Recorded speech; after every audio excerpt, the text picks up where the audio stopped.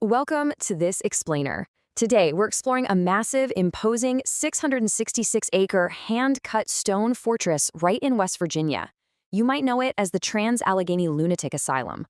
Now, thanks to some really thorough on-the-ground exploration and a deep historical dive by the Project Fear team, we're going to examine the chilling history, the tragic medical realities, and the intense paranormal claims literally trapped inside its walls. It's an incredible story of a place originally built for healing that went horribly, horribly wrong. Okay, let's dive right into this. 2300. When this massive facility was originally designed, its creators intended to compassionately house and care for just 250 people. Just 250. But that population eventually ballooned to nearly 10 times its intended capacity. And honestly, that single number is the terrifying catalyst for basically everything we're about to uncover. So let's look at how this actually happened so we can truly understand the sheer scale of the disaster. Back in 1864, it opened with the absolute best of intentions, to rehabilitate patients with quality mental health care. But you fast forward to the 1950s, and that population soared to that 2,300 mark we just talked about. Severe overcrowding totally turned a place of healing into a rotting, sewage-filled house of horrors with a massive shortage of medical professionals. Astonishingly, it didn't officially close its doors until 1994. I mean, that is incredibly late for a facility of this kind to remain operating. It finally shut down completely just due to absolutely decrepit and unsafe conditions for both the patients and the staff. Let's see how this builds into a huge, tragic societal failure. The original intent was to treat patients genuinely needing mental health rehabilitation, right? But in reality, the inmates were often folks suffering from things like epilepsy, asthma, or tuberculosis. There were orphans and even women whose husbands just simply wanted to desert them. Society at the time was so eager to categorize almost anything as a mental condition that incredibly vulnerable, everyday people were tragically forced into the exact same overcrowded spaces as highly dangerous, violent criminals.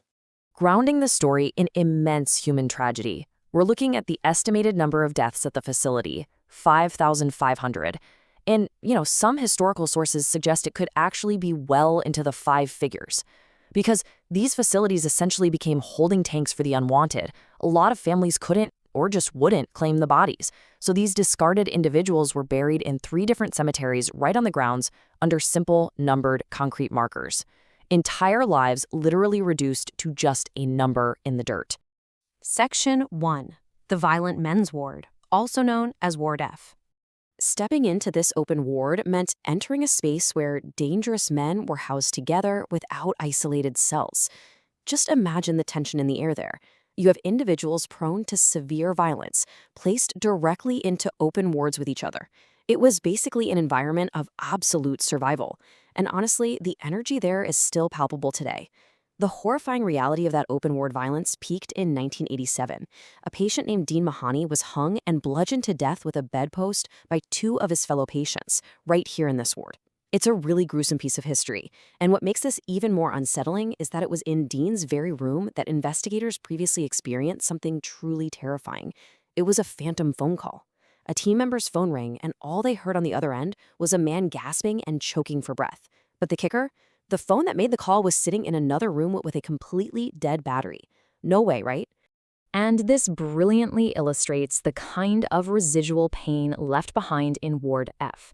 Using a spirit box, which if you don't know is a device that rapidly scans through radio frequencies to allow for potential electronic voice phenomena, the team captured a chillingly clear male voice. It just said, "I don't like it here." A direct, heartbreaking response from a space that saw so much misery. Section 2. Poltergeists of Ward T, the Alcoholic Rehabilitation Wing. So, as we move up to the 4th floor, I gotta warn you, we are moving away from just voices. This area of the asylum is notorious for intense physical paranormal activity. In this ward, visitors report heavy footsteps running toward them so aggressively that they can actually feel the floor vibrating. There are reports of unexplained scratches, welts, faces feeling like they're literally burning, extreme nausea, and a terrifying non-human entity known as the ceiling creeper. The physical toll on the investigating team was immediate and supersensory. One member abruptly lost his voice entirely, feeling like his throat was severely scratched and closing up, while another was hit with a sudden, intense headache the very second they stepped into the ward. Section 3. The Criminally Insane Building, a prison, not a hospital.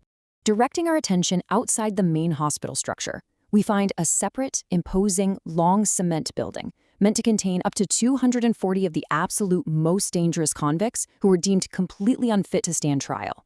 It was a place designed entirely for containment, and it definitely looks it. The energy of a building strictly built for housing violent offenders is pretty terrifying. Historically, staff described this area as a place of frequent fights, stabbings, and strangulations. And paranormally, it is a huge hotspot. Visitors claim to see a top-hatted shadow figure called the Joker, doppelgangers of living people roaming the halls, and they even experience burning physical grabs. But even creepier, while the team was exploring this building, their electronic communication devices eerily began mimicking their exact words back to them in real time. It was almost as if the building itself was taunting them. Section 4. Lobotomy Recovery, the Sub-Level Basement. Okay, we're now taking you down into the darkest, most tragic part of the entire asylum. The massive sub-level basement area dedicated entirely to recovering lobotomy patients. The sheer, sprawling size of this recovery space is a haunting indicator of exactly how many of these procedures were performed here on a daily basis. To truly grasp the horror of this basement, we really have to contextualize the medical practices of the era. While doctors genuinely hoped treatments like forced sterilization, insulin shock, and electroshock would lead to quicker releases or dim a patient's restlessness, the barbaric reality was much, much darker. We are talking about permanent bodily harm, medically induced comas, and daily convulsions so violent they literally caused broken bones. And this facility was shockingly unique in its cruelty, being one of the very few places actually documented to administer forced sterilizations. So, the crucial point is understanding the most horrific of these practices, which was popularized by neurologist Dr. Walter Freeman. I'm talking about the cheap, mass-produced ice pick transorbital lobotomy. It is chillingly simple. Step 1, the patient is laid down on a table. Step 2, a surgical pick is driven directly through the superior orbit of the eye socket. And step 3, the pick is pushed right into the brain and moved around to permanently scramble the frontal lobe, completely altering the patient's personality. There were no precise measurements here, just a brutal, irreversible altering of human identity. Down in that massive, echoing basement, the investigators asked a profound and respectful question to the empty room. They asked if the patients felt they actually had a better quality of life post-surgery. And the response they captured on a digital voice recorder was a heartbreaking, two-word electronic voice phenomenon: no life. There is a profound anger in a second audio response they captured shortly after giving the spirits an open floor to speak. The voice simply said, "I didn't get better." You can hear the raw frustration of someone who was forced into a barbaric procedure that promised a cure, only to have their entire identity erased. It is stark, undeniable audio proof reflecting the absolute failure and cruelty of the procedures forced upon these vulnerable patients. Section 5. Echoes of the Asylum. Pain, trapped in stone.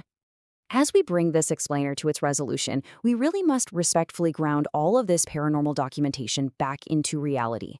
Because these aren't just spooky stories for entertainment, right? These are the genuine echoes of marginalized, forgotten humans. People who suffered unimaginable neglect, abuse, and medical torture in a system that was supposed to protect them, but ultimately failed them completely. Which leads us to our final thought for today. Does 130 years of immense pain, anger, and neglect forever alter a physical space, leaving its victims to eternally replay their trauma? It's a haunting question, one that definitely leaves us to ponder the very real, lingering imprint of human suffering long after the facility's heavy wooden doors have permanently closed. Thank you so much for joining me on this explainer, and keep questioning what histories might be hidden right in your own backyard.